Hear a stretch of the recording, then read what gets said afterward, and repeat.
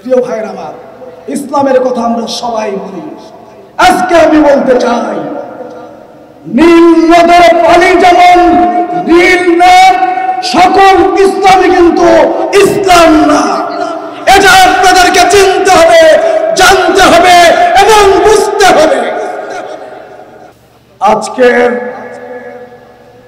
বাংলাদেশ খেলাফত মজলিস আয়োজিত এই গণসমাবেশের সম্মানিত সভাপতি, মঞ্চে উপবিষ্ট আছেন খেলাফত মজলিসের বিভিন্ন নেতৃবৃন্দ, অন্য অন্য রাজনৈতিক দলের নেতৃবৃন্দ,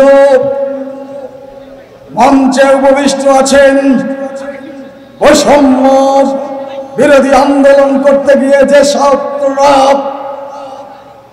আহত হয়েছে সেই ছাত্র প্রতিনিধি, মঞ্চে উপবিষ্ট আছেন এই সিরাজগঞ্জের বিভিন্ন মসজিদের আমার সম্মানিত আলেম ওলামায়ে কেরাম এবং মঞ্চের সামনে খেলাফত মজলিসের সম্মানিত সদস্যবৃন্দ এবং ইসলামের ঝান্ডা যারা উড়াতে নিজের জীবন উৎসর্গ করার জন্য প্রস্তুত রয়েছেন সেই সৈনিকেরা সবাইকে আমি সিরাজগঞ্জ জেলা বিএনপির পক্ষ থেকে এবং এই গণতন্ত্রের আন্দোলনে ৮,০০০ মাইল দূর থেকে যিনি নেতৃত্ব দিয়েছেন, বাংলাদেশের মানুষকে ঐক্যবদ্ধ করেছেন, আমাদের সেই নেতা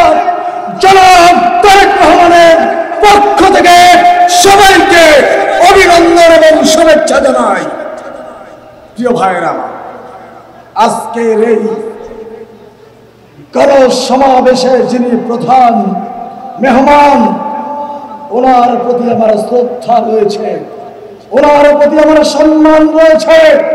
উনি নিজে একজন আলেম, উনি নিজে সাইকুল হাদিস, ওনার পিতার পরিচয় বিএনপি যখন রাষ্ট্রীয় ক্ষমতায় ছিল, বিএনপির দুঃসময়ে দেশনেত্রী বেগম খালেদা জিয়াকে যিনি সঠিক পরামর্শ দিতেন, সেই বাংলাদেশের একমাত্র সাইকুল হাদিস আল্লামা মাওলানা আজিজুল হক রহমতুল্লাহ আলাইহির সন্তান হচ্ছে এই মাওলানা মামুনুল হক।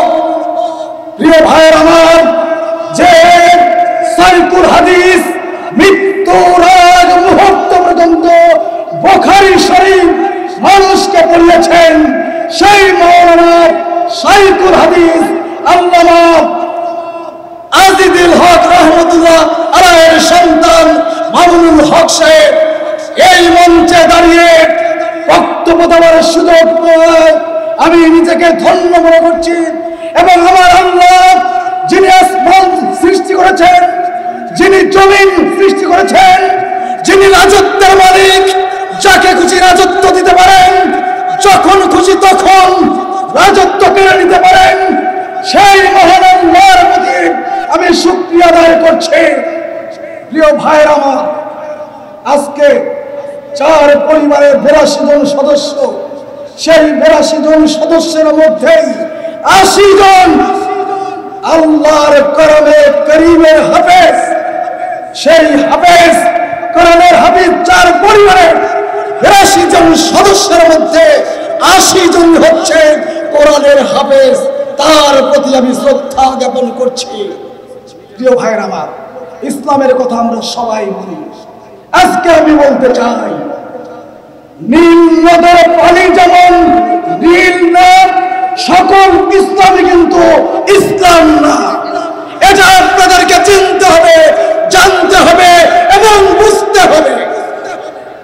প্রিয় ভাইয়ের আমার, আমি বক্তব্য দীর্ঘায়িত করব না, আমি শুধু বলতে চাই, আমরা গত 5ই আগস্ট যখন রাজপথে স্বৈরাচারের বিরুদ্ধে লড়াই করেছি, সংগ্রাম করেছি, আমরা দেখেছি আমাদের পাশে বিভিন্ন মাদ্রাসার বিভিন্ন মাদ্রাসার আমার এই ছাত্র ভাইরা আমাদের পাশে জীবনের ঝুঁকি নিয়ে লড়াই করেছে, সংগ্রাম করেছে। আমি সেদিন নিজে প্রমাণ ছিলাম। জুলাই আগস্টের যে আন্দোলন হয়েছে, অনেকেই নিজেদেরকে আন্দোলনের দাবিদার ঘোষণা করেন, কিন্তু আমরা দেখেছি সারা বাংলাদেশে আজকে যে মাদ্রাসার ছাত্ররা রয়েছে, যারা সরাসরি অনেকেই রাজনীতির সঙ্গে সম্পৃক্ত না, যারা ক্ষমতায় যেতে চান না, যাদের মধ্যে ক্ষমতার লোভ নেই, সেদিন এই মাদ্রাসার ছাত্ররা জীবনের ঝুঁকি নিয়ে নিজের জীবনকে উৎসর্গ করে দিয়ে রাজপথে সেদিন সবর ছিলেন। প্রিয় ভাইরা আমার, আজকে যে মাওলানার এই মিটিং এ এসেছি, ওনার উপর মাওলানা মামুনুল হকের উপরে কি নির্যাতন হয়েছে, কি নিপীড়ন হয়েছে, কি অত্যাচার তাকে করা হয়েছে, এটা আপনারা সবাই জানেন। আজকে আল্লাহর দরবারে শুকরিয়া আদায় করছি যে মাওলানা মামুনুল হকের মতো মাওলানার বক্তব্য শোনার জন্য মাঠে আজকে সমবেত হয়েছেন। এই সুযোগ গত 17 বছর আমাদের ছিল না। 17 বছর আমাদের কথা বলতে দেয় নাই, ইসলামের দোহাই দিয়ে ধোঁকা দিয়েছে। 5ই মের কথা প্রত্যেকের মনে আছে, যে হাফেজদের কোরআনে বুকের মধ্যে কোরআনে কারীম, সেই হাফেজদের গুলি করে শাপলা চত্বরে হত্যা করা হয়েছিল। তাদের লাশ পর্যন্ত পরিবারের কাছে ফিরিয়ে দেয় নাই। তাদের বিচার বাংলার জমিনে অবশ্যই হবে। আমরা তাদের বিচার চাই। যারা ছাত্রদেরকে হত্যা করেছে, সাংবাদিকদেরকে হত্যা করেছে, আমাদের আলেমদেরকে হত্যা করেছে, বিডিআরদেরকে হত্যা করেছে, তাদের বিচার বাংলার জমিনে হবে ইনশাআল্লাহ। কিছুক্ষণ পরে আপনাদের প্রধান মেহমান আসবে। আমি আর বক্তব্য দীর্ঘায়িত না করে সবাইকে এই যে বাংলাদেশের যে কারণে আমরা গণতন্ত্র ফিরে পেয়েছি, কথা বলার অধিকার ফিরে পেয়েছি, এটা যেন কোন চক্রান্তের কাছে ধুলির সাত না হয়ে যায়, বিলুপ্ত না হয়ে যায়, সেই দিকে প্রত্যেকের নজর রাখার আহ্বান জানিয়ে আমার বক্তব্য এখানেই শেষ করছি। সবাই ভালো থাকবেন, সুস্থ থাকবেন। আসসালামু আলাইকুম ওয়া রাহমাতুল্লাহ ওয়া বারাকাতুহু।